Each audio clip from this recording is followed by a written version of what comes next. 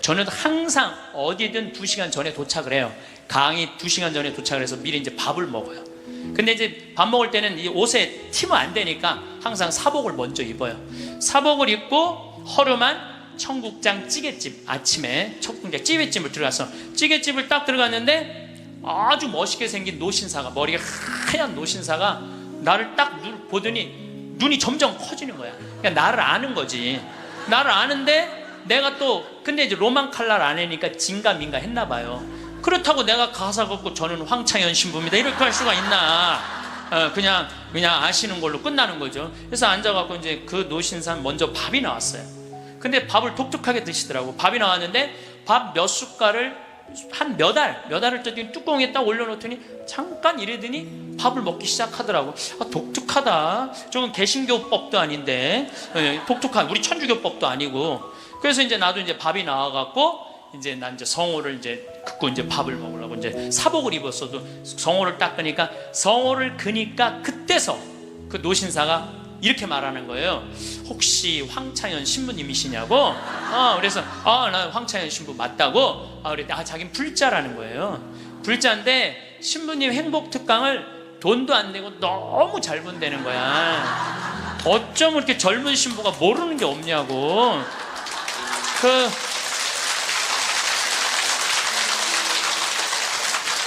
자식들한테 한 푼도 주지 말고 다 쓰고 통장에 500만 원만 남기라는 말 너무너무 공감한다고. 너무 고맙다고 그러더라고요. 그래서 감사합니다. 그리고 이제 내가 그분이 불자라는 말을 들었을 때 밥을 왜 몇 알을 떠놓고 뚜껑에 올렸는지 알아요. 영혼밥 떠놓은 거예요. 영혼밥. 네, 아까 내가 사자밥 말씀드렸죠. 우리 죽으면 영혼들 떠나 보내듯이 여러분들 우리도 밭에 나가고 일할 때 참 나오면 밥 몇 알 뿌리면서 뭐라 그래요? 이게요, 제가 아까 얘기했지만은 이게 영혼은 천주교 신자들만의 공유물은 아니에요. 모든 인간들이 죽어서 영원한 여행을 떠나는 거예요. 그 여행을 우리는 좀 안전한 동아줄을 떠나는 거고, 하느님 믿지 않는 사람은 어느 줄을 잡아야 되는지 모르고 떠나는 것 뿐이죠. 우리는 좋은 줄을 잡고 있는 거죠. 영혼밥 떠는 거죠. 그래갖고 이제 그 노신사는 이제 밥 먹고 갔어요. 나도 이제 밥을 다 먹고 계산을 하려고 그랬더니 그 아주머니가 아까 그 노신사가 밥값을 내고 갔다는 거예요. 내가 그때 깨달은 진리가 하나 있어요. 우리 천주교 신자들이 밥 먹을 때 반드시 성호를 긋고 먹어야 돼.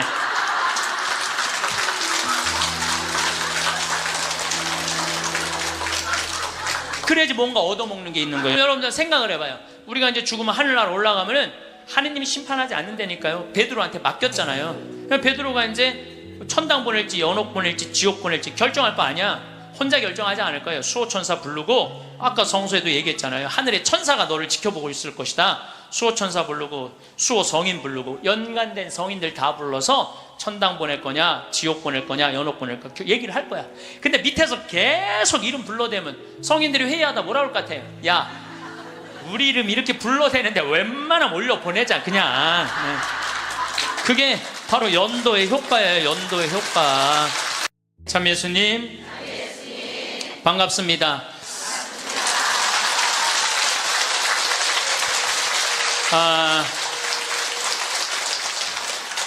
지난주에 앤더슨 시 코리아라는 뉴욕의 정형외과 의사가 벼락 맞은 얘기를 했습니다. 벼락을 맞아서 죽었더니 몸에서 영혼이 빠져나와서 자기 시신을 장모님이 쫓아내려와서 울고불고 하고, 이 사람아 죽으면 어떻게 하나. 그런데 자기 시신을 보고 있는데 정작 본인은 하나도 안 슬프더라는 거예요. 그러니까 죽은 영혼은 여러분들 슬프지 않아요. 죽은 영혼은. 그러니까 여러분들 죽은 영혼을 위해서 너무 슬퍼하는 것도 죽은 영혼 멋쩍게 만드는 거예요. 누구한테 맡겨? 하느님한테 맡겨야 돼요. 그래서 저는 그 세월호에서 희생된, 물론 어른들 55명, 그것도 잊으면 안 되죠. 그분들도 잊으면 안 돼요. 우리가 어른들 55분 잊으면 안 되고, 더욱이 피지 못하고 세상을 떠난 우리 249명의 우리 학생들도 전부 누구 손에, 누구 자비에 맡겨야 돼요? 하느님 자비에 맡겨야 돼요. 그래서 너무 하느님 자비를 안 믿는 것도 내가 보기엔 문제가 있는 것 같아요. 아니, 하느님이 이 세상 구원하려고 당신 아드님 보냈는데 그렇게 억울하게 죽은 애들 천국에 안 데리고 갔겠어요? 그러니까 천국에 데려갔다고 여러분들도 굳게 믿으시고 그 아이들을 위해서 가끔 기도 중에 특별히 이 위령성월 때 기도 많이 해주시기 바랍니다. 어쨌거나 하여튼 이 앤더슨 시코리아는 의사는 딱 자기 몸이 나왔을 때, 영혼이 나왔을 때, 아, 내가 죽었구나, 내가 이제 떠날 때가 됐구나. 보통 2, 3분 사이에는 죽었는지 샀는지 구분도 못한대요. 현실인지. 그래서 이거를 미국에서는 ND라고 Near Death Experience라고 그래요. 임사체험, 근사체험, 죽음 체험이라고 그래요. 죽음의 선상에서 왔다 갔다 하는 거예요. 죽음의 선상에서. 그래서 이제 아내하고 딸하고 마지막 작별을 해야 되겠다 생각을 하고 아내하고 딸이 있는 호텔로 걸어가려고 그러는데 걸어가지지가 않더래요. 여러분들, 죽은 영혼들이 처음으로 착각하는 게 육신이 아직도 있는 줄 안 되는 거예요. 처음으로 착각. 육신은 이미 저기 누워있고 영혼만 나온 거예요. 그래서 육신이 있는 줄 알고 차가 지나가면은 그 차를 피하려고 막 그런다는 거예요. 육신도 없는데. 육신이 있어야지. 이 육신이, 내가 이 물질이 나라는 물질하고 마주치면서 막는데 나는 이미 물질이 없어진 건데, 혼인데. 걸어가려고 하니 걸어가지지 않고 쫙 떠서 가더래요. 허기야, 여러분들 동양 귀신, 서양 귀신 중에 걸어 다니는 귀신 봤어요? 귀신들은 다 떠서 다녀요. 다 떠서. 여러분들 전설의 고향을 봐도 저기 귀신들 보면 다 날라다니잖아요. 다. 하다못해 중국 강씨도 이러고 다 떠다녀. 쫙 떠서 가더래. 그래갖고 이제 문을 열으려고 그랬는데 문 열을 필요도 없더래요. 그냥 몸이 통과돼서 들어가더래요. 이것도 성서에 다 나오는 거예요. 예수님이 부활하시고 난 다음에 제자들이 문 걸어 잠고 있었을 때 어떻게 했어요? 문 열지도 않고 그냥 그 안에.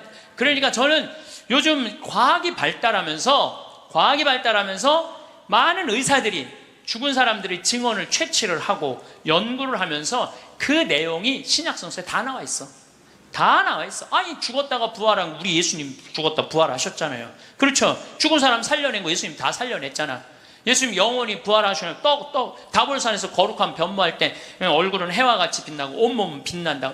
죽었던 사람들이 하늘나라에서 올라와서 본 장면 그대로 다 신약성서에서 예수님이 다 보여주신 거야. 다 보여주신 거예요. 근데 우리는 그렇게 예수님이 보여줬는데도 다 필요 없어. 죽은 아버지가 살아 돌아와서 얘기를 해줘야 돼. 우리는 다 필요 없어. 죽은 아버지가 살아 돌아와야 돼. 다른 사람 필요 없어. 참. 그래서 쫙 떠서 가면서 아내하고 딸이 있는 호텔을 딱 들어가 보니까 아내하고 딸이 얼굴에 막 페인팅을 하고 놀더래요. 근데 정작 자기는 안 슬프더래요. 떠나야 되겠구나. 그래서 구말리라고 그러냐, 구말리. 그래서 그 죽은 사람들의 특징이 저 빛 있는 데까지 가는 여행길이 그렇게 멀게 느껴진대요. 근데 그 속도가 너무너무 빠르다는 거예요. 그래서 여러분들, 우리 죽은 영혼들 잘 떠나가라고 죽으면은 마당에다가 못 떠나요. 사자밥 떠놓잖아요. 맷밥이라고 흰쌀밥 3그릇, 신발 3켤레, 국 3그릇, 그 다음에 엽전 3입 놓잖아요. 그게 뭐예요? 저승사자 둘 오니까 둘하고 죽은 본인 잘 떠나보내라고. 그리고 어디는 또 간장까지 떠놓는데요. 간장을 왜 떠놓는지 아세요? 이게 짜게 먹으면은 물 자꾸 먹히려고 중간에 서서 물 먹는다고 천천히 떠나가라고. 아니면 다시 돌아올 수도 있다. 그래서 간장도 떠놓고 된장도 떠놓는 거라는 거예요. 그래서 이거 죽은 이들을 위한 그런 것들이 너무너무 많은 거예요. 어쨌거나 하여튼 이제 이 앤더슨 시코리아라는 의사는 나와갖고 하늘나라 딱 올라가는 순간 이 사람도 역시 신앙이 없는 사람이에요.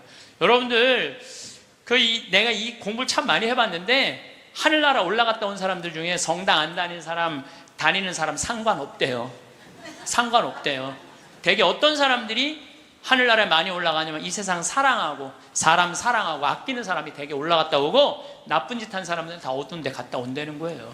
그러니까 성당 열심히 다닌다고 다 하늘나라 가는 거 아니에요. 이것도 성서에 다 나와.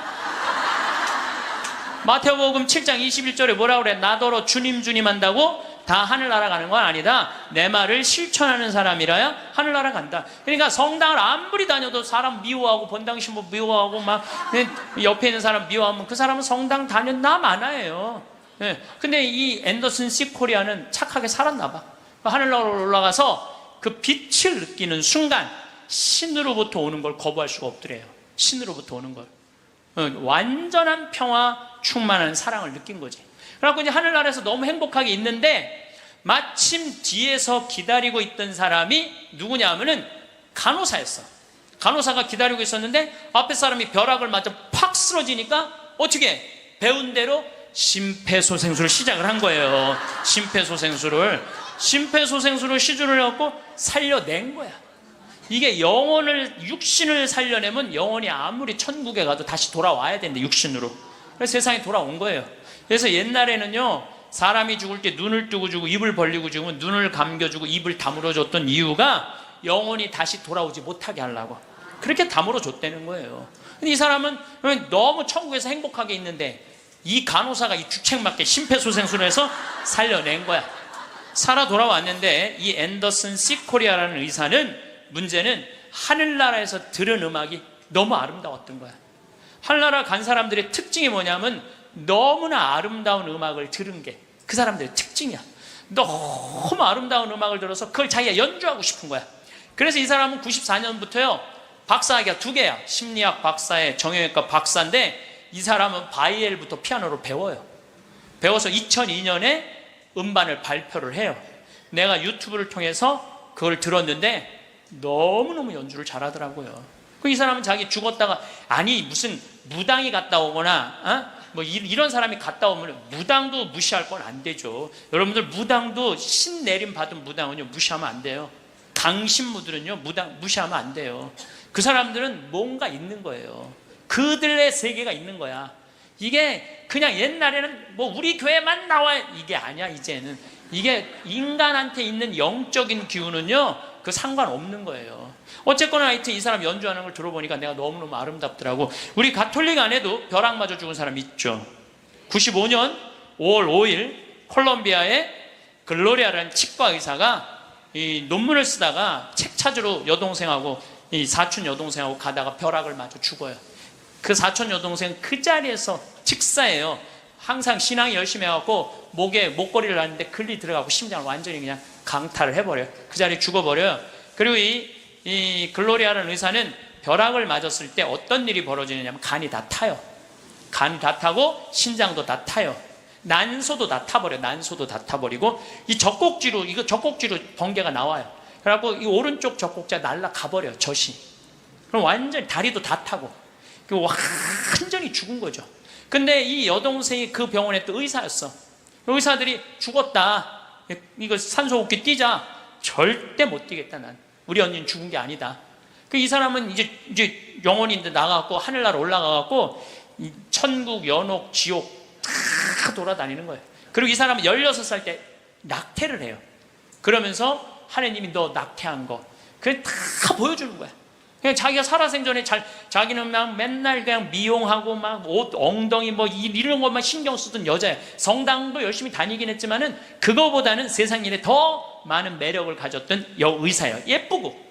그 천국, 지옥, 연옥. 근데 이제 뭐 이 사람은 하늘나라에서 이제 여행을 다 하는데 이제 살았느니 죽었느니 그러는데 일주일이 지났을 때 시골에 농부 하나가 미사 참여를 할 때 얼마나 열심히 하냐면은 주머니에 10,000페소, 5,000페소가 있을 때 10,000페소는 하느님한테 봉헌하고 5,000페소로 빵을 사서 먹는 정말로 착한 사람이에요. 여러분들 주머니에 10만원짜리하고 만원짜리 있으면 여러분들 얼마짜리 낼 것 같아요? 만원짜리? 저는 그렇게 생각하지 않아요. 여러분들은 어떻게 해서든지 1,000원짜리 찾아서 1,000원짜리 내지 무슨 만원짜리를 내. 우리 천주교 신자들이 무슨 만원짜리를 내요. 근데 이 시골 농부는 3년 전에 완전히 가뭄, 강도를 맞아서 그나마 키우던 닭까지 없던 사람이야. 아무것도 없는데 하느님한테 10,000페소 봉헌하고 5,000페소로 빵을 사요. 근데 저도 이번에 남미에 한 달 동안 강의 갔다 왔지만은 남미 사람들은요 빵을 다 신문지에 싸서 팔아요. 그리고 그 신문지를 싸서 빵을 펼치는데 신문지에 글로리아라는 의사 기사가 떠요. 그걸 보고 이 사람 그 자리에 무릎을 꿇어요. 하느님, 이 능력 있는 의사를 만약에 돌려 보내신다면 내가 성모님 성지 순례를 갈 것이고 죽은 이들을 위한 기도를 열심히 하겠다고. 그걸 하느님이 들어요. 참 신기하죠? 그 사경을 헤매는 그 글로리아라는 의사한테 하느님이 하늘나라에서 이런 얘기를 해요. 내가 너를 살려 돌려보낼 것이다. 왜 돌려보내느냐 하면은 너의 공로가 아니다. 이 시골의 농부, 너무 나를 따르고 사랑하는 이 농부가 너를 위해 간절하게 기도했기 때문에 내가 너를 살려 돌려보내는 것이다. 돌아가서 이 하늘나라에서 본 것을 증언을 해라. 예, 그리고 살려 돌려보내요. 그래서 이 글로리아라는 의사는 살아 돌아와요. 그런데 일주일이 지나고 다리는 너무 피가 안 돌기 때문에 잘라야 된다고 그러는데, 이 사람은 살아 돌아와서 간도 재생이 되고 난소도 재생이 되고 신장도 재생이 되고 다리도 다 재생이 돼요. 그래갖고 애까지 또 낳아요. 정말 애를 하나 더 낳아요. 그리고 지금은 온 세계에 다니면서 자기가 벼락마저 죽고 난 다음에 살아 돌아와서 하늘나라 경험 얘기한 걸 다 얘기를 해주는 거예요. 여러분들, 우리 죽은 이들을 위해서 기도하는 거 우리 가톨릭 교회 가장 아름다운 전통 중에 하나예요. 그걸 모든 성인의 통공을 믿는다고 그러죠. 우리가 천상, 지상, 연옥, 이게 서로 연결이 되는 거예요. 저는 이렇게 본당에 초상이 나면은 연도 바치러 꼭 갔어요. 연도를 바치러 딱 내가 이제 저녁 한 8시나 9시쯤 가면은 그 연도꾼들이 꽉 차 있으면 기분이 너무너무 좋아. 교우들이 연도 바치러 주러 왔을 때 너무너무 기분이 좋아. 왜냐하면 여러분들 연도 바칠 때 뭐라고 그래요? 성부, 성자, 성령, 이 영혼 구원하여 주소서. 성모님, 요셉 성인 이 영혼 구원하여 주소서. 모든 천사이들 이름 부르면서 이 영혼 구원하여 주소서. 베드로, 야고보, 요한, 안드레아, 베네딕토, 루시아, 아네스 이 영혼 구해달라고 계속 성인들 이름 부르면서 구원해달라고 그러잖아요. 그래서 여러분들 본당에서 세상 떠나는 교우들이 연도 났다 그러면은 시간 내서 꼭 가서 술을 먹으라는 것도 아니고 그냥 잔칫밥을 먹으라는 것도 아니에요. 그냥 여러분들 가서 연도 바쳐주는 거 최고의 선물이에요. 예. 제가 지난 봄에 우리 교구에 젊은 신부님 엄마가 돌아가셔서 61에. 근데 그 엄마가 나 한참 병 모으고 비누 공장 할 때 많이 도와줬던 엄마야. 송탄 본당 자매님인데, 내가 또 너무 우리 생태마을에서 그 아들은 지금 유학 가 있는데 우리 생태마을에서 같이 나오고 일도 많이 하고, 그래서 내가 사순식에 인천교구에서 사순 피정을 해주고 저녁 주일날 밤 9시에 송탄 장례식장을 갔어요. 갔는데 사순식임 신부들이 얼마나 피곤해. 하루 종일 성사 주고. 그런데도 그 9시에 그 엄마를 위해서 신부들이 30명이 모여 있더라고요. 다음 날은 물론 주교님이 월요일날 장례미사를 해 주시죠. 그런데 우리 수원교구는 신부님 부모님이 돌아가시면 주교님이 미사하기 전에 계속 매 시간 미사를 해요. 와서 그게 우리 신부들이 그 동기 신부들에 대한 예의야. 예의. 그래서 매 시간, 그러니까 수백 명이, 우리 수원교가 한 450명 되니까 수백 명이 와서 미사를 해주는 거야. 근데 그날도 내가 이제 마침 주례를 하게 돼갖고 미사를 주례를 하는데 하늘나라에서 회의하는 소리가 들리더라고요. 아니 진짜로 하늘나라에서 회의하는 소리가 들리더라니까요. 야,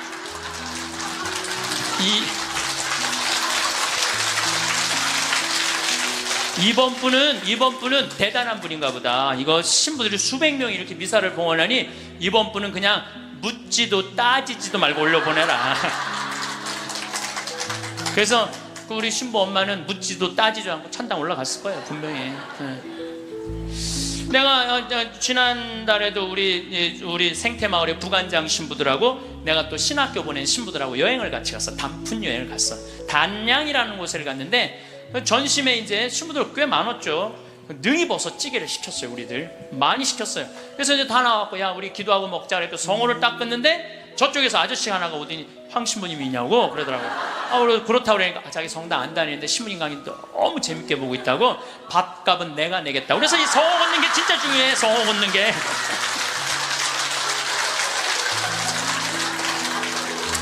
우리 천주교 신자들 영혼밥 떠나요 안 떠나요? 떠나요. 왜 안 떠나요? 여러분들 영혼밥 떠나요. 우리 식사후 기도 때 뭐라 그래요? 전능하신 하나님 베풀어 주신 모든 은혜 감사드리나이다. 주님의 이름은 찬미를 받으소서, 이제와 영원히 받으소서. 세상을 떠난 모든 교우들이 천재자비하심으로 평화의恩식을 얻게 하소서.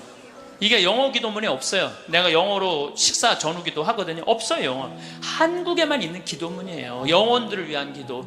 참 좋은 기도문이에요. 그러니까 이게 연옥 영혼들이요, 다른 나라 사람들 천주교 신자들 밥 먹을 땐 쳐다도 안 봐. 근데 누구 밥 먹을 때만 기다려? 한국 천주교 신자들 밥 먹을 때만 기다리고 있는 거예요. 그 영혼밥 한번 얻어 먹어보려고. 근데 우리 천주교 신자들이 얼마나 못됐는 줄 알아요? 식사 전 기도는 해 그나마. 근데 식사 후 기도하는 신자가 거의 없어요. 그냥 일어나는 거야. 얼마나 영혼에서 황당하겠어요. 연옥에서. 여러분들 이제 식사 후 기도하세요. 꼭 하세요. 우리 애들이 항상 영혼들을 위해서 기도해야 돼. 또 묵주기도 끝에 뭐라 그래요? 예수의 우리 죄를 용서하시며 우리를 지옥불에 소구하시고 연옥 영혼을 돌보시며 가장 버림받은. 여러분들 이게 1917년 파티마 성모님이 루시아 프란치스코 히아친트한테 부탁한 거예요. 왜? 연옥 영혼들이 너무 불쌍한 영혼들이 많으니까 너희들 기도해라고. 그러니까 저는 요즘 이렇게 이 죽음 강의를 준비하면서 장례차가 지나가면은요, 천주교 신자, 개신교 신자, 불교 신자 가리지 않아요. 가리지 않고 성호 커요. 성호 긋고 하느님 저 영혼 구원해달라고 좀 기도해요. 네. 나는 도저히 이해가 안 가는 종교단체가 있어요. 우리 교회에 나와야만 구원받는다고 얘기하는. 근데 그 몇 명이냐면 14만 4천 명에 속해야만 구원받는다고. 난 이해가 안 가요. 여러분들, 하느님이 그것도 2000년 역사상 대한민국의 고교회 14만 4,400만 명만 구원하려고 당신 아들 죽였겠어요? 온 인류의 하느님 이렇게 째째하겠어요? 다 구원하고 싶어 하세요. 만약에 14만 4,400만 명만 14만 4천 명만 구원하려고 그러면 나는 예수님 그럴 것 같아. 14만 4천 명 구하려고 그러면 예수님이 이랬을 거예요. 야 베드로야 네가 죽어라. 그거 14만 4천 명. 예수님은요 모두를 구원하시기 위해서 십자가 지신 거예요. 그래서 하늘나라는 활짝 열려 있는 거예요. 불교에는요 4대 보살님이 있어요. 관세음보살, 지장보살, 보현보살, 문수보살이 있어요. 관세음보살은 이 세상에 자비를 베푸는 보살이에요. 근데 지장보살님은 저 지옥에 단 한 명이라도 있으면은 자기는 성불하지 않겠다고 그러는 보살님이에요. 그러니까 우리는 지옥에 가면 천국에 못 가잖아요. 근데 불교는 또 달라요, 우리하고. 그러니까 지옥에 마지막 한 명까지 구원하겠다는 게 그 보살님의 마음인 거야. 나는 그 보살님이 너무 마음에 들어. 너무 마음에 들어. 이게 난 하느님의 마음이라고 생각 들어요. 하느님의 마음. 그러니까 여러분들도 모든 사람들이 구원받을 수 있도록 항상 기도하셔야 돼요. 여러분들은 구원 받을 것 같아요? 안 받을 것 같아요? 여러분들 구원 받아요. 적어도 이 시간 강의 듣겠다고 여기 나와서 앉아있는 여러분들은 구원 받아요. 아니 내가 여러분들 천당 간다는 확신 있으면 행복하지 않겠어요? 행복하죠? 아니 내가 이제 막 죽을 때가 다 됐어. 근데 싹 하느님이 와갖고 한 일주일 전에 귀에다 대고 너 축하해, 너 천당이야 이렇게 얘기하면 행복할 것 같아요? 안 행복할 것 같아요? 행복하겠죠? 근데 이거를 누구한테 하느님이 하냐면 프란치스코 성인한테 해요. 프란치스코 성인한테 나타나갖고, 프란치스코는 굉장히 빨리 돌아가시잖아요. 40대 초반에 돌아가시잖아요. 하느님이 와서 너는 연옥의 벌을 면한다. 바로 천국이다. 그랬을 때 프란치스코 성인이 너무 행복하고 일주일 동안 밥을 안 먹었다는 거야. 너무 행복해서. 나도 지금 하느님이 오늘 저녁에 와갖고 창현아 너 천당이야. 너. 우리 인사발령 신부들 인사발령 굉장히 기다려지거든요. 저야 평창에 있으니까 인사발령이 별로 없으니까. 그래도 신부들 인사발령 굉장히 기다려져. 그 인사발령 때 가고 싶은데 너 거기야 라고 얘기하면 신부들이 얼마나 좋겠어요. 근데 우리 마지막 인사발령 너 천국이야. 마지막 인사발령. 근데 마지막 인사발령이 너 지옥이야. 그러면 어떻게 될 것 같아? 어떻게 될 것 같아? 가슴이 철렁하죠. 여러분들은 구원 받으세요. 예수님은요 마태오복음에 지옥 얘기 그렇게 많이 안 하세요. 마태오복음에 천국 얘기는 37번 하고 지옥 얘기는 13번밖에 안 해요. 다른 복음에는 아예 지옥이 거의 없어요. 지옥이 거의 없어요. 많이 나와요. 한두 번밖에 안 돼요. 그리고 나머진 한번 오늘 저녁에 집에 가서 성서 읽어보세요. 여러분들 눈이 확 뜨일 거야. 끊임없이 하늘나라 얘기를 해요. 끊임없이 기쁜 소식 얘기를 해요. 하늘나라, 하늘나라, 하늘나라. 내가 이만큼 하늘나라에 관련된 성서가 꽉 차 있어요. 그러니까 하느님이 주고 싶은 거는 뭐예요? 하늘나라예요. 예수님이 뭐하러 그렇게 십자가에 고통스럽게 돌아가셨겠어요? 우리한테 천국을 주기 위한 거예요. 요한복음 3장에 보면은 예수님이 니코데모하고 얘기할 때 이런 얘기를 해요. 믿는 사람은 누구나 사람의 아들 안에서 영원한 생명을 얻게 하려는 것이다. 하느님께서는 세상을 너무나 사랑하신 나머지 외아들을 내줬다고 그래. 이 내줄 때는 확실히 주는 거예요. 내주시오. 그를 믿는 사람은 누구나 멸망하지 않고 영원한 생명을 얻게 하셨다. 하느님께서 아들을 세상에 보내신 것은 세상을 심판하시려는 것이 아니라, 예수님이 한 말이에요. 하느님께서 아들을 세상에 보내신 것은 세상을 심판하시려는 것이 아니라 세상이 아들을 통하여 구원을 받게 하시려는 것이다. 참 쉽죠? 믿기만 하면 되는데 그게 그렇게 어려워? 믿기만 하는데 그거 그냥 천장 쳐다보고 있는 거야 없는 거야 이러고 앉아있으니 참. 요한복음 5장 29절에도 선을 행한 이들은 부활하여 생명을 얻고 악을 저지른 자들은 부활하여 심판을 받을 것이다. 요한복음 5장 39절에 이런 얘기가 나와요. 너희는 성경에서 영원한 생명을 찾아 얻겠다는 생각으로 성경을 연구한다. 바로 그 성경이 나를 위하여 증언한다. 그런데도 너희는 나에게 와서 생명을 얻으려고 하지 않는다. 근데 왜 예수님은 우리한테 지옥 얘기를 가끔 하셨을까? 여러분들 자식들 이렇게 교육시킬 때 어떨 때는 좋은 얘기도 해주고 어떨 때는 혼내기도 하고 그러죠? 똑같은 거예요. 근데 혼낼 때도 여러분들 꼭 굳이 애를 그냥 우리 어머니가 나 어렸을 때 너 정말 다리 밑에서 주워왔는데 진짜 너 다리 밑에 갖다 버린다? 이런 얘기 참 많이 하셨어요. 난 원래 내가 고향이 다리 밑이 내 고향인 줄 알았어요. 하도 그런 얘기 많이 들어갔고. 근데 우리 어머니는 한 번도 다리 밑에 날 버리지 않으셨어요. 예수님도 똑같은 거예요. 아니 아버지가 자식 지옥 가기를 원하는 아버지가 어디 있어요? 그건 아버지가 아니지. 근데 우리는 하느님의 사랑을 많이 믿지를 못해요. 하느님의 사랑을 많이 믿지를 못해. 참 이렇게 의심하는지 몰라. 저는 본당 신부 10년을 하는 동안 총회장님 4분하고 살았어요. 근데 이 4분의 총회장님들이 정말 열심히 했어요. 일을. 그러니까 우리 동창 신부들이 성당에 오면 맨날 총회장이 있는단 말이야. 야, 니네 총회장은 어떻게 하길래 저렇게 열심히 하냐? 나 별말 안 했어. 딱 한마디밖에 안 했어. 무슨 말 했는데? 나는 총회장님을 믿는다. 믿는다는 말 한마디에 총회장님 책임감을 느끼는 거예요. 본당 신부가 믿는다는데. 그러니까 저는 강의 다닌다고 성당 거의 있었던 적이 없어. 맨날 성당 비우고 돌아다녔는데 2번 다 성당을, 신설 성당이니까 성당을 하나는 전 신부님이 져주신 거 내가 완성을 했고 2번째 성당은 내가 처음부터 끝까지 졌거든요. 그래도 저도 성당에 생전 안 붙어 있었어요. 그래도 성당 너무 잘 져줬어. 근데 누가 다 책임진 거예요? 총회장이 다 책임. 뭐 때문에? 내가 믿는다는 말 한마디에. 믿는다는 말 한마디에. 여러분들 그 많은 신들 중에 인도에는 신이 3억 명이나 된다는데 그 많은 신들 중에 야훼 하느님 당신만을 나의 주님으로 믿습니다라고 고백하면은 하느님은 나한테 책임감 느낄 것 같아 안 느낄 것 같아? 아니 저놈이 날 믿는다는데 저거 하나 천당에 못 데리고 오겠어요?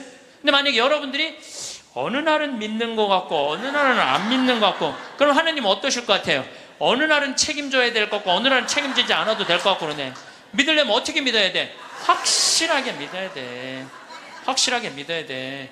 그리고요 제가 예비자 교리 참 잊지 못하는 예비자가 하나 있었어. 6개월 동안 그렇게 예수님에 대해서 얘기하고 성경에 대해서 얘기하고 예수님 증언했는데 6개월 후에 교리 마지막 끝에 자 마지막으로 질문해 보십시오 그랬더니 딱 손을 들더니 신부님 솔직히 얘기해 달라는 거예요. 뭘 솔직히 얘기하냐니까 진짜 예수님 믿냐고 솔직히 해달라는 6개월 지났는데. 자 여러분들도 저한테 그렇게 물어보고 신부님 솔직히 한번 얘기해 보라고 예수님 믿느냐고. 내가 이스라엘 다녀오고 과달루페 가고 파티마 가고 루르도 가고 또 수많은 사제생활 23년 하면서 수많은 신앙 체험하고 나도 신앙 체험을 하면서 내가 느낀 게 있어요. 내가 확실하게 나한테 물으면 내가 얘기할게. 하느님 확실하게 살아계셔.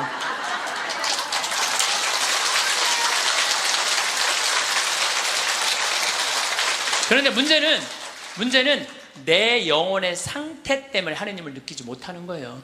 하느님은 그냥 계셔.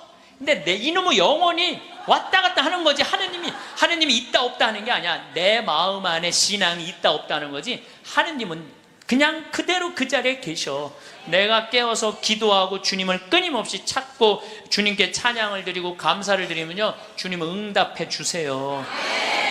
근데 혼자 그냥 방구석에 갖고 있는 거야 없는 거야 이러면은요, 아무리 대답해 주고 싶어도 방구석에서 나와야지. 근데 여기 지금 나와 있는 분들은 대답을 듣잖아요. 마태복음 25장에 슬기로운 처녀, 미련한 처녀 얘기가 나와요. 슬기로운 처녀 등잔에는 기름이 많았고 미련한 처녀 등잔에는 기름이 하나도 없었어.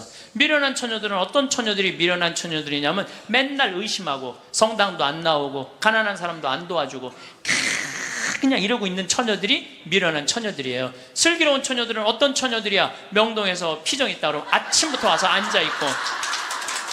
그래서 이 처녀들이요,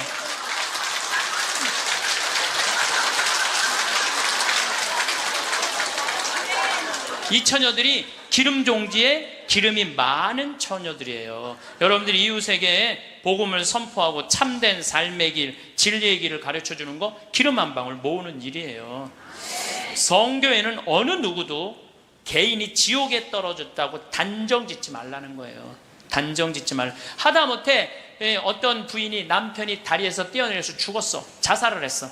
너무 슬퍼. 매일매일 우는 거야. 내가 이건 정말 책에서 내가 읽은 거예요. 요한 마리 비안네 신부님한테 찾아간 거예요. 신부님, 천주교에서는 자살하면은 지옥에 간다는데 우리 남편은 그 다리에서 뛰어내려 죽었는데 어떻게 하면 좋으냐고. 근데 이 요한 마리아 비안네 신부님이 내 속을 뻥 뚫리는 얘기를 했어요. 그 신부님이 뭐라고 그랬냐면 그 부인한테 걱정하지 마라. 당신 남편 지옥 안 갔다.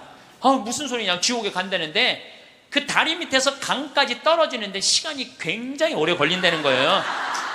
떨어지는 사이에 회개를 했다는 거예요. 웃을 일이 아니에요. 아니 내가 왜 말만 하면 웃어.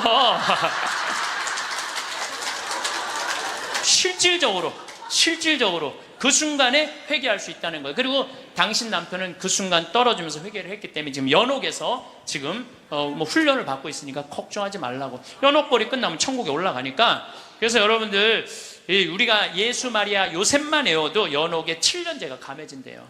예수 마리아 요셉, 누구 불쌍한 영혼들 기억하여 주소서. 1991년 팸 레이놀즈라는 이 가수는 미국의 가수인데 작곡가 겸 가수인데 심한 뇌동맥류가 걸려요.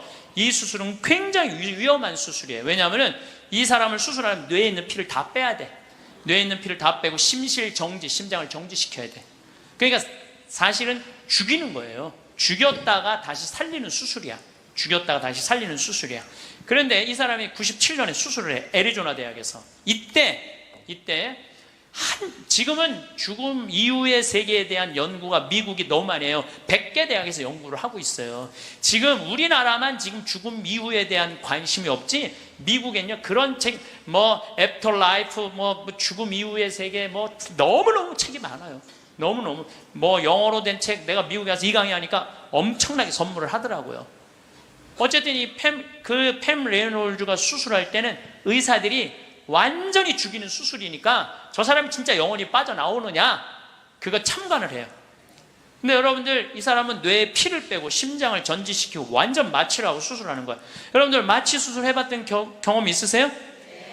나도 20년 전에 맹장 수술할 때 마취를 했는데 한심하더라고요. 내가 신부님 마취 들어갑니다 그런데 그게 뭐라고 딱 들어갔는데 아무 생각이 안 나는 거야. 날 탁탁 치는데 깨우라 그러니까 벌써 배를 가르고 맹장을 떼어냈다는 거야. 아니 내 맹장을 떼어냈는데 내가 모르니 이게 말이 되는 일이냐. 이게 내 맹장을 떼는데 내가 모르는 게 말이 돼? 답답하더라고요. 떼어냈다는데. 그래서 내가 다음에는 내가 수술할 때 반드시 정신을 똑바로 차리고 아무리 마취를 해도 내가 어떻게 수술하는지 지켜봐야 되겠다. 근데 내가 이제 거의 한 5년 전에 위암 수술을 하게 됐잖아요. 위를 3분의 1을 잘라내잖아요. 그래서 이제 난 6시간짜리 마취를 이제 하러 들어갔는데, 이제 수술실 들어가면서 내가 속으로 나한테 외웠어요. 정신 똑바로 차려야지, 정신 똑바로 차려야지. 그래서 수술실 들어가고 신부님 마취 들어갑니다. 그럴 때 딱 씌울 때 정신 똑, 그걸로 끝이야. 정신 똑, 그걸로 끝이야. 아, 깨어나 보니까 배를 가르고 위를 3분의 1을 잘라냈다. 이번에도 그냥 당한 거지, 그냥. 아무 생각이 안 나, 아무 생각이. 근데 이 팸 레이놀즈도 이 수술실에 들어갈 때 뇌에 피를 다 뺐으니 이 사람은 아예 생각이 없는 사람이에요. 예, 심실 정지시키고. 그래갖고 딱 수술을 시작을 했을 때 이 사람은 영혼이 빠져나와요. 빠져나와갖고 수술실 장면을 지켜봐요. 의사가 간호사한테 지시하는 거, 수술 도구 전해주는 거, 그리고 자기 머리를 자르는 수술 도구를 봐요. 자기 머리 자르는 걸 봐요. 쫙 자르고. 예. 내가 이제 죽었구나.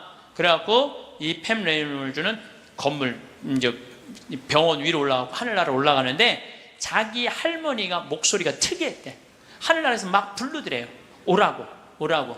하늘나라 올라가 보니까 자기 할머니가 있고 죽은 형제 친척들이 쫙 있더래요. 너무 아름다운 모습으로 빛을 내고. 그러니까 죽은 사람들이 거의 공통적인 의견이에요. 근데 자기 기타를 가르쳐준 외삼촌이 넌 아직 키워야 되는 애도 있으니까 넌 가야 된다고. 난 가기 싫다. 이거 너무 좋다. 가라. 가기 싫다. 그러면서 실갱이를 하는데 삼촌이 확 미는데 수술이 끝난 거예요. 깬 거죠. 살아 돌아온 거죠. 근데 이 사람은 놀랍게도 참관한 의사들한테 의사들 배치를 다 얘기를 해줘요. 어떤 의사가 어느 자리에 있었고, 수술 도구는 여러분들 우리들이 수술하러 들어갈 때요, 절대 수술 도구를 개봉을 안 해요. 오염될까봐, 감염될까봐. 그래갖고 의사들이 완전하게 다 방지를 하고 이 사람 마취 끝나고 난 다음에 수술 도구를 다 꺼내요. 그러니까 우리들은 수술 도구를 어떻게 생겼는지 몰라. 수술실에 들어간 사람 알아요, 몰라요? 모르죠? 근데 자기 머리 자르는 거, 전동기, 칫솔같이 생긴 것까지 다 설명을 하는 거야. 다. 너무너무 놀라운 거죠. 그러니까 이게 여러분들 이런 연구를요, 하버드 대학, 예일 대학, 뭐 사우스햄птон, 세계 최고의 대학들이 연구를 하는 거예요. 그냥 내가 무슨 뭐 무당하고 만나갖고 그냥 대충 얘기하는 게, 짜고 얘기하는 게 아니고, 이건 뭐 논문으로 나오는 내용들을 여러분들한테 전해주는 거예요. 여러분들은 바쁘니까 책 읽을 시간이 없잖아. 그러니까 내가 대신 읽어갖고 다 지금 전해주는 거예요. 미키라는 미키라는 시각 장애자는 앞이 안 보이는 사람이야. 앞이 안 보이는 사람인데, 이 미키는 18살, 우리나라는 20살인데 교통사고로 죽어요. 근데 이 사람은 태어나서부터 앞이 안 보이던 사람이야. 그러니까 하얀색이 뭔지, 까만색이 뭔지, 빨간색이 뭔지 아무리 설명을 해줘도 모르죠. 태어나서부터 앞이 안 보이니까. 나무가 어떻게 생겼는지 뭐 설명을 해줘도 상상을 하지, 꽃이 어떻게 생겼는지 알 수가 없잖아요. 근데 이 사람이 교통사고로 죽어요. 죽어서 딱 수술실에 들어갔는데 자기 몸을 처음으로 봐요. 반지를 보고 자기인 걸 알아요. 내가 저렇게 생겼구나. 머리 모양을 보고 내가 저렇게 생겼구나.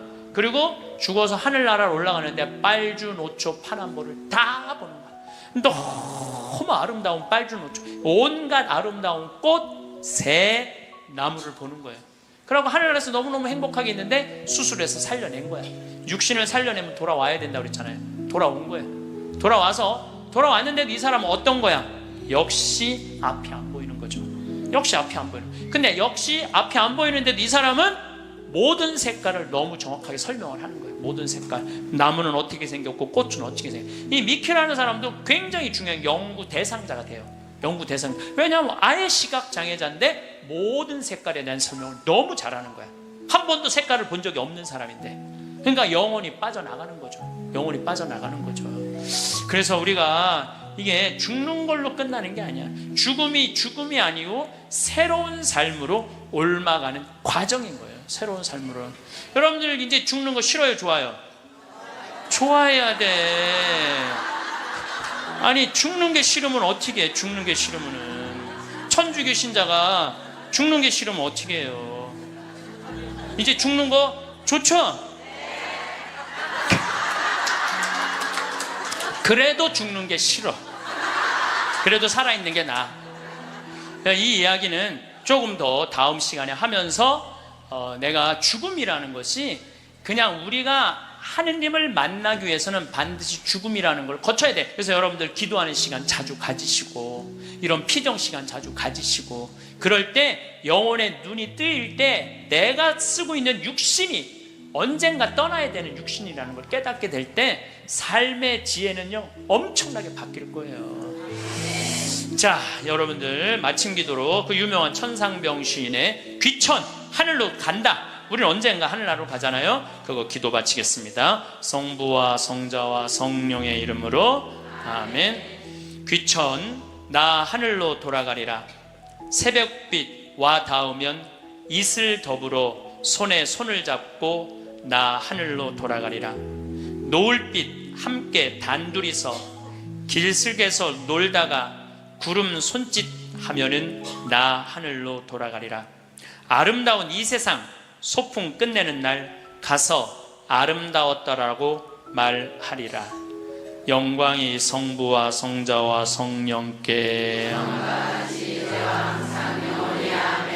성부와 성자와 성령의 이름으로 아멘. 감사합니다.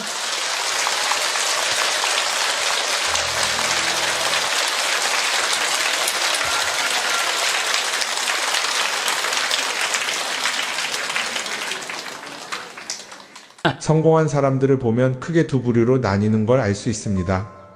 하나는 자신이 성공했다고 여기저기 떠벌리고 다니는 사람들, 그리고 또 하나는 조용히 아무 말 없이 자기 삶을 사는 사람들입니다.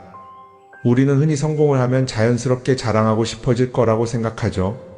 좋은 차를 사고 비싼 시계를 차고 SNS에 멋진 사진을 올리고 싶을 겁니다. 왜냐하면 그렇게 하면 남들이 나를 더 인정해 줄 거라고 믿으니까요. 하지만 현실은 그렇지 않습니다. 오히려 진짜 성공한 사람들은 그렇게 행동하지 않습니다. 왜냐하면 보여줄 필요가 없기 때문입니다. 돈이 많다고 높은 자리에 있다고 유명하다고 해서 굳이 그걸 드러낼 필요는 없습니다. 그걸 아는 사람들은 이미 알고 있고 모르는 사람들은 알 필요가 없죠. 그런데도 굳이나 성공했다고 떠드는 사람들이 있습니다. 그런 사람들은 왜 그럴까요? 간단합니다. 그 사람들은 사실 그렇게까지 성공한 게 아니기 때문입니다. 우리는 종종 SNS에서 성공한 사람들을 봅니다. 해외여행을 가고 고급 레스토랑에서 밥을 먹고 멋진 차를 타고 다니는 모습? 그런데 가만히 보면 그런 걸 보여주는 사람들은 언제나 뭔가를 팔고 있습니다. 강의를 팔든 자기 브랜드를 홍보하든 아니면 단순히 자기 자존감을 유지하려고 하든 간에 결국 목적이 있는 거죠. 진짜 부자들은 그렇게 하지 않습니다. 오히려 조용히 아무도 모르게 자기 일을 합니다. 왜냐하면 자랑해서 얻을 게 없기 때문입니다. 오히려 괜히 잘난 척했다가 사람들에게 이용당하거나 시기와 질투를 받거나 쓸데없는 오해를 사는 게 더 피곤합니다. 이건 단순한 돈 이야기가 아닙니다. 사회적인 성공을 이룬 사람들도 마찬가지입니다. 진짜 실력 있는 사람들은 자기 실력을 굳이 떠벌리지 않습니다. 왜냐하면 그럴 필요가 없으니까요. 자기 분야에서 최고라면 사람들이 먼저 알아서 찾아옵니다. 반대로 실력이 부족한 사람일수록 자기를 포장하려고 애씁니다. 우리가 흔히 듣는 말이 있죠. 빈수레가 요란하다. 이 말이 괜히 있는 게 아닙니다. 정말 내실이 있는 사람들은 굳이 시끄럽게 굴지 않습니다. 반대로 겉만 번지르르한 사람들은 자기가 얼마나 대단한지 떠들고 다닙니다. 이걸 좀 더 현실적인 예로 들어볼까요? 동창회에 나가면 꼭 이런 사람이 있습니다. 옛날에는 별거 아니었는데 갑자기 잘 됐다고 나타나서 자기가 얼마나 성공했는지 자랑하는 사람. 처음에는 다들 와 대단하다 하고 들어주지만 시간이 지나면 어떨까요? 대부분 속으로 이렇게 생각할 겁니다. 저 사람 뭐 저렇게까지 티를 내? 결국 그런 사람은 점점 멀어지게 됩니다. 반면에 정말 성공한 사람들은 조용합니다. 굳이 자기가 어떻게 살고 있는지 설명하지 않죠. 그런 사람들은 오히려 주변에서 먼저 알아보고 자연스럽게 존경을 받습니다. 그게 진짜 성공입니다. 그럼 우리는 어떻게 해야 할까요? 내가 뭔가를 이루었을 때 굳이 남들에게 알릴 필요가 있을까요? 물론 가까운 사람들에게 좋은 소식을 전하는 건 좋습니다. 하지만 굳이 모든 사람들에게 나 이렇게 잘 살고 있어요 하고 알릴 필요는 없습니다. 그런 행동은 결국 나에게 득이 되지 않습니다. 성공이라는 건 원래 조용한 겁니다. 내가 잘 되고 있으면 주변 사람들이 자연스럽게 알게 됩니다. 굳이 내가 말하지 않아도 내 행동과 태도에서 묻어나오게 되어 있습니다. 그러니 굳이 보여주려고 애쓰지 마세요. 오히려 그게 더 진짜 성공한 사람의 태도입니다. 사람은 사회적 동물이라고 하잖아요. 혼자 살아갈 수 없고 결국 사람과의 관계 속에서 기쁨도 얻고 때로는 상처도 받습니다. 그런데 한 가지 생각해 볼 게 있어요. 우리가 정말 인간관계가 필요해서 맺고 있는 걸까요? 아니면 그냥 그래야 한다고 배워서 어쩔 수 없이 유지하고 있는 걸까요? 어릴 땐 친구 많으면 좋다고 하죠. 사회생활에서도 인맥이 중요하다는 말을 많이 합니다. 그런데 정작 주변을 보면요, 인간관계가 넓은 사람일수록 스트레스를 더 많이 받아요. 전화벨이 울릴 때마다 이번엔 또 무슨 부탁일까 싶고 단체 채팅방에서 메시지가 올 때마다 이걸 또 어떻게 대답해야 하나 고민하죠. 관계가 많아질수록 책임과 피로도 함께 늘어나는 겁니다. 어떤 사람들은 인간관계를 줄이면 외롭지 않겠냐고 해요. 그런데 가만히 생각해보면 진짜 외로움을 느끼는 순간이 언제인지 아세요? 오히려 불필요한 인간관계 속에 있을 때입니다. 같이 밥을 먹고 얘기를 나누는데도 뭔가 허전하고 대화가 컥 돌고 속마음을 나누지도 못할 때, 그럴 때 우리가 더 외롭다고 느끼죠. 그렇다고 당장 인간관계를 다 끊어버릴 순 없겠죠. 하지만 적어도 내가 정말 소중하게 여겨야 할 관계와 그냥 관성적으로 유지하는 관계는 구분할 필요가 있습니다. 예를 들어 매번 나한테 부탁만 하고 정작 내가 어려울 땐 연락 한 번 없는 사람. 내가 실수하면 뒷담화를 하면서 내 앞에서는 웃는 사람. 이런 관계를 굳이 계속 이어갈 이유가 있을까요? 가끔은 이런 경험도 있을 거예요. 우연히 어떤 사람과 친해졌는데 만난 지 얼마 되지도 않았는데 너무 많은 걸 털어놓는 사람들 있죠. 자기 속사정부터 가족 문제, 직장 고민까지 쏟아내는 사람들. 이런 경우 두 가지의 가능성이 큽니다. 하나는 그냥 감정적으로 의존할 사람이 필요해서일 수도 있고 또 하나는 내가 믿을 만한 사람인지 떠보는 걸 수도 있어요. 어떤 경우든 이런 관계는 오래가기 어렵습니다. 사실 친밀함이라는 건 시간이 필요한 법이에요. 적당한 거리를 두고 천천히 서로를 알아가야 하는데 초반부터 급격하게 가까워진 관계는 쉽게 무너지는 경우가 많습니다. 처음엔 친하다고 생각했는데 어느 순간 사소한 일로 틀어지고 결국 남보다 못한 사이가 되는 거죠. 그러면 인간관계를 어떻게 해야 할까요? 답은 간단합니다. 억지로 맺지 말고 굳이 유지하려고도 하지 않는 거예요. 내가 편한 관계라면 자연스럽게 이어질 것이고 그렇지 않다면 서서히 멀어질 겁니다. 그리고 그걸 억지로 붙잡지 않아도 괜찮습니다. 관계를 유지하는데 에너지를 쓰기보다는 정말 소중한 관계에 집중하는 게 더 낫지 않을까요? 어떤 사람은 내가 인간관계를 줄이면 나중에 나 혼자 남는 거 아니냐 걱정하기도 해요. 그런데 생각해보면요, 진짜 나를 위하는 사람은 많지 않아요. 인간관계를 줄인다고 해서 완전히 혼자가 되는 게 아닙니다. 오히려 불필요한 관계를 정리하고 나면 남아있는 관계들이 더 단단해지고 가치 있게 느껴질 겁니다. 예전엔 인맥이 자산이라는 말을 많이 했어요. 그런데 요즘은 꼭 그렇지도 않죠. 오히려 불필요한 인간관계가 많으면 그게 짐이 될 수도 있어요. 적당한 거리, 적당한 선. 이걸 잘 지키는 게 결국엔 가장 편한 인간관계를 유지하는 방법 아닐까요? 한번 곰곰이 생각해 보세요. 지금 내 주변에 있는 사람들 중에서 내가 정말 편하게 만날 수 있는 사람이 몇 명이나 되는지, 내가 억지로 맞춰주고 있는 관계는 없는지. 관계를 줄이면요, 외로워지는 게 아니라 오히려 더 자유로워집니다. 그리고 자유로워진 만큼 내 인생에서 정말 중요한 것에 집중할 수 있게 됩니다. 인간관계 너무 많은 걸 신경 쓰다 보면 정작 중요한 걸 놓칠 수 있어요. 그러니까 이제는 한 번쯤 정리해보는 것도 나쁘지 않을 겁니다. 사람들이 돈을 많이 벌고 싶어 하는 이유가 뭘까요? 단순히 돈이 많으면 좋으니까? 물론 그것도 있겠지만 사실 돈을 원하는 진짜 이유는 더 나은 삶을 살기 위해서겠죠. 그런데 문제는 돈을 많이 번다고 해서 반드시 삶이 나아지는 건 아니라는 겁니다. 오히려 더 많이 벌수록 더 많이 쓰게 되는 경우가 많아요. 가끔 이런 생각해 본 적 없으세요? 예전에는 돈이 지금보다 훨씬 적었는데 이상하게 그때가 더 여유로웠던 것 같다. 왜 그럴까요? 사실 우리가 원하는 건 돈 그 자체가 아니라 돈을 통해 얻을 수 있는 자유인데 돈을 벌면 벌수록 그 자유를 잃어버리는 경우가 많아요. 더 좋은 차, 더 좋은 집, 더 좋은 옷을 사면서 점점 더 많은 돈이 필요해지고 결국엔 돈을 벌기 위해 또다시 일해야 하는 악순환에 빠지게 되는 거죠. 한번 생각해 봅시다. 우리가 정말 필요해서 뭔가를 사는 경우가 얼마나 될까요? 필요해서라기보다는 남들이 가지고 있으니까, 없어 보이기 싫으니까, 혹은 그냥 기분 전환을 위해서 소비하는 경우가 훨씬 많아요. 그리고 그런 소비를 할 때마다 스스로 이렇게 합리화를 하죠. 이 정도는 나를 위한 투자야. 그런데 가만히 보면 그 소비가 진짜 나를 위한 소비인지 아니면 그냥 사회가 만든 기준에 끌려가고 있는 건지 헷갈릴 때가 많습니다.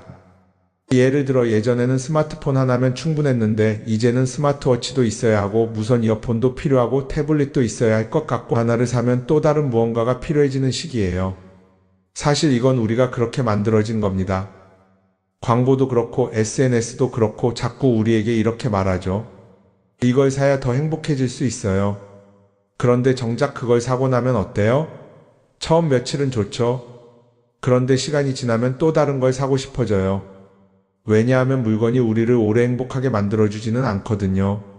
특히 요즘은 SNS가 이런 소비 심리를 더 부추기는 것 같아요. 예전에는 친구들끼리 만나서 나 새로 샀어 하고 자랑하는 게 전부였는데 이제는 SNS에 올리면서 전 세계 사람들에게 보여주잖아요. 그러다 보니까 남들도 다 뭔가를 사서 올리고 나도 따라해야 할 것 같은 기분이 드는 거예요. 그런데 중요한 건 그 사람들도 사실은 나와 똑같은 기분이라는 겁니다. 내가 남을 부러워하는 만큼 나도 누군가에게 부러움을 사려고 애쓰고 있는 거죠. 결국 끝없는 비교와 소비 속에서 진짜 중요한 걸 놓치게 되는 겁니다. 한번 이렇게 생각해보면 어떨까요? 만약 내가 지금부터 딱 1년 동안 불필요한 소비를 하지 않는다면 내 삶이 어떻게 변할까? 아마 처음에는 답답할 수도 있어요. 사고 싶었던 걸 참아야 하니까. 그런데 그걸 몇 번 참고 나면 어느 순간 깨닫게 될 겁니다. 내가 굳이 이걸 안 사도 괜찮네? 그렇게 불필요한 소비가 줄어들면 자연스럽게 돈이 쌓이겠죠. 그런데 돈이 쌓이는 것보다 더 중요한 게 있어요. 바로 마음의 여유가 생긴다는 겁니다. 돈을 쓰지 않는다고 해서 불행해지는 게 아니라 오히려 소비로부터 자유로워지면서 진짜 행복을 찾을 수 있어요. 물론 이걸 실천하는 게 쉽지는 않겠죠. 우리 주변에는 소비를 부추기는 것들이 너무 많으니까요. 하지만 적어도 이런 건 해볼 수 있습니다. 뭔가를 사고 싶을 때 한 번만 스스로에게 물어보는 거예요. 이게 정말 나한테 필요한 걸까? 아니면 그냥 순간적인 욕심일까? 만약 그 질문을 던졌을 때 5초 안에 당연히 필요하지 라는 답이 나오지 않는다면 사실 그건 없어도 되는 물건일 가능성이 큽니다. 정말 필요한 건 고민할 필요도 없이 바로 떠오르거든요. 그러니까 이제는 한 번쯤 생각해 봐야 할 것 같아요. 나는 지금 내가 원하는 삶을 살고 있는 걸까? 아니면 남들이 만든 기준에 맞추기 위해 내 시간을 팔고 있는 걸까? 소비를 줄인다는 건 단순히 돈을 아끼는 게 아닙니다.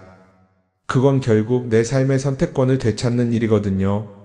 돈을 많이 버는 것도 중요하지만 더 중요한 건 그 돈을 어떻게 쓰느냐입니다. 그리고 때로는 아무것도 사지 않는 게 최고의 선택일 수도 있어요. 우리는 요즘 SNS 없이 사는 게 거의 불가능한 시대에 살고 있죠.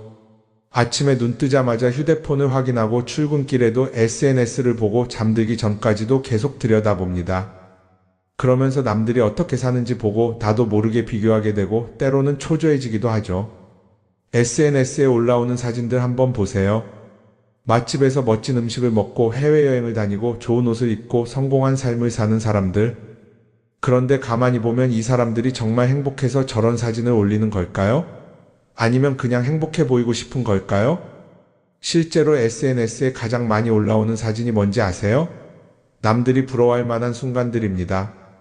집에서 편하게 쉬고 있는 모습이나 출근길에 지친 얼굴, 어제 먹다 남은 배달 음식 사진 같은 건 잘 안 올리죠. 대신 멋진 레스토랑, 명품 가방, 고급 호텔 같은 것들이 올라옵니다. 왜 그럴까요? 결국 SNS는 보여주기 위한 공간이기 때문입니다. 여기서 중요한 게 있어요. 우리가 SNS에서 보는 건 그 사람의 삶 전체가 아니라 편집된 일부 장면이라는 겁니다. SNS는 마치 한 편의 다큐멘터리나 영화처럼 잘 꾸며진 장면들만 보여줍니다. 그런데도 우리는 그걸 보면서 아, 저 사람은 나보다 더 행복하구나 하고 착각하죠. 예를 들어 SNS에서 한 친구가 해외여행을 가서 아름다운 풍경을 찍어 올렸다고 해볼게요. 우리는 그걸 보면서 부럽다, 나도 저렇게 살고 싶다라고 생각하겠죠. 그런데 정작 그 친구는 사진을 찍고 나서도 일 때문에 스트레스를 받고 있을 수도 있고 여행 비용을 감당하느라 카드가 걱정을 하고 있을 수도 있습니다. 그 부분은 우리는 알 수가 없죠. 그런데 문제는 이렇게 남들과 비교하는 습관이 쌓이면 결국 내 삶이 초라하게 느껴진다는 겁니다. 원래는 그냥 조용히 살아도 괜찮았는데 SNS를 보고 나면 나만 뒤처지는 것 같고 뭔가를 더 해야 할 것 같고 괜히 불안해지죠. SNS는 기본적으로 사람들의 비교 심리를 자극합니다. 남들이 가진 걸 나도 갖고 싶게 만들고 남들이 하는 걸 나도 해야 할 것 같은 기분이 들게 만들죠. 그러다 보니 필요하지도 않은 걸 사게 되고 무리해서라도 화려한 곳에 가게 되고 남들에게 보여주기 위해 사는 삶을 살게 됩니다. 그럼 어떻게 해야 할까요? 사실 정답은 간단합니다. SNS에서 보이는 것들을 곧이곧대로 믿지 않는 것입니다. 그리고 더 중요한 건 남과 비교하는 걸 멈추는 것이에요. 어떤 사람이 비싼 차를 타고 다닌다고 해서 그 사람이 꼭 행복한 건 아닙니다. 좋은 차를 타고 다니지만 밤마다 사업 걱정에 잠 못 이루는 사람도 많아요. 반대로 대중교통을 이용하지만 마음 편하게 사는 사람도 있죠. 결국 행복은 보이는 것이 아니라 느끼는 것입니다. SNS를 덜 보면 덜 불행해진다는 연구 결과도 있어요. 하루 종일 남의 삶을 보면서 비교하는 시간을 줄이면 내 삶에 집중할 수 있는 시간이 많아지는 겁니다. SNS를 완전히 끊을 필요는 없지만 최소한 그 안에 있는 것들이 전부 진짜라고 생각하지 않는 태도는 필요합니다. 우리는 누구나 자신만의 속도로 살아가고 있어요. 남들은 남들대로 사는 거고 나는 나대로 살면 됩니다. SNS에서 남들의 화려한 모습을 볼 때마다 한 번쯤 이렇게 생각해 보세요. 이건 그 사람이 보여주고 싶은 삶일 뿐이다. 그러면 조금은 편해질 겁니다. 사람들은 다들 자기 인생을 살아간다고 생각하죠. 그런데 가만 보면 정말 자기 인생을 사는 사람이 얼마나 될까요? 많은 사람들이 사실은 남이 만들어 놓은 기준에 맞춰서 살고 있어요. 좋은 대학, 좋은 직장, 좋은 차, 좋은 집. 다들 이런 걸 목표로 삼지만 정작 내가 원하는 삶이 뭔지 깊이 생각해 본 적이 없는 경우가 많아요. 이건 어릴 때부터 교육받아온 방식과도 관련이 있어요. 우리는 어릴 때부터 이렇게 살아야 한다는 틀 안에서 자라죠. 공부 열심히 해서 좋은 성적을 받아야 하고 좋은 직장을 가져야 하고 결혼도 적당한 때에 해야 하고 마치 인생이 정해진 수순이라도 있는 것처럼요. 그러다 보니 나 스스로 정말 원하는 걸 고민하기보다는 그냥 남들이 정해놓은 목표를 따라가게 돼요. 그런데 이렇게 남의 기준에 맞춰서 살다 보면 어느 순간 공허함을 느끼게 됩니다. 이게 정말 내가 원했던 삶인가? 하는 의문이 들 때가 오죠. 어릴 땐 성적이 목표였고 사회에 나와서는 연봉이 목표였고 결혼하고 나서는 아이 교육이 목표였는데 그 목표를 이루고 나면 허무한 거예요. 계속 뭔가를 이루긴 했는데 정작 나는 어디에 있는지 모르겠는 거죠. 진짜 중요한 건 내가 원하는 게 뭔지를 아는 것이에요. 그런데 이게 쉽지 않죠. 오랫동안 남의 기준대로 살아왔기 때문에 막상 내가 정말 원하는 게 뭐지? 하고 물어보면 선뜻 대답하기 어려운 경우가 많아요. 하지만 이 질문을 하지 않으면 우리는 평생 남이 정한 기준 속에서 살게 됩니다. 그럼 어떻게 해야 할까요? 첫 번째로 필요한 건 내가 왜 이런 생각을 하게 됐는지 스스로 점검하는 거예요. 예를 들어 내가 비싼 차를 사고 싶다고 생각한다면 그게 정말 내 필요 때문인지 아니면 남들에게 잘 보이기 위해서인지 한번 따져봐야 해요. 만약 남들이 나를 어떻게 볼까 하는 게 더 중요하다면 그건 내 기준이 아니라 사회가 만들어 놓은 기준일 가능성이 큽니다. 두 번째는 다른 사람의 의견에 휘둘리지 않는 연습을 하는 거예요. 우리는 살아가면서 끊임없이 남들의 평가를 받죠. 그 나이에 그런 걸 시작한다고? 지금 그게 가능하겠어? 이런 말들이 우리를 흔들어 놓습니다. 그런데 그런 말에 신경 쓰다 보면 결국 아무것도 하지 못하게 돼요. 중요한 건 남들이 뭐라고 하든 내가 결정하는 거예요. 물론 남의 조언을 들을 수도 있고 참고할 수도 있죠. 하지만 최종 결정은 항상 내 몫이어야 합니다. 내가 결정하고 내가 책임지는 거. 그렇게 해야 내 삶을 온전히 내 것으로 만들 수 있어요. 세 번째는 내가 한 선택에 책임지는 자세를 가지는 거예요. 많은 사람들이 무언가를 선택하고 나서도 후회하죠. 괜히 이걸 했나? 이 선택이 잘못된 건 아닐까? 그런데 한 가지 확실한 건 후회한다고 해서 과거가 바뀌지는 않는다는 거예요. 내가 한 선택이라면 그 선택이 틀렸다고 해도 받아들이고 그 안에서 최선을 다하는 게 더 중요해요. 이렇게 말하면 그럼 실수하면 어떡하죠? 라고 걱정하는 분들도 있을 거예요. 하지만 생각해보면 우리가 실수를 두려워하는 이유도 결국 남의 시선 때문이에요. 내가 실패하면 남들이 날 어떻게 볼까? 이런 걱정이 더 크죠. 그런데 남들은 생각보다 우리한테 관심이 없어요. 우리가 성공하든 실패하든 남들은 자기 삶을 사느라 바빠요. 그러니까 내 인생의 주인은 결국 나 자신이라는 걸 명확히 할 필요가 있어요. 내 선택을 하고 그 선택에 책임지면서 남이 아니라 나에게 맞는 길을 찾는 것. 그게 진짜로 내 삶을 살아가는 방법이 아닐까요? 어쩌면 우리는 너무 오랫동안 이렇게 살아야 한다는 틀 속에 갇혀 있었는지도 모릅니다. 하지만 이제는 한 번쯤 생각해 봐야 합니다. 나는 진짜 내 삶을 살고 있는가? 그리고 만약 아니라면 지금부터라도 조금씩 바꿔보면 어떨까요?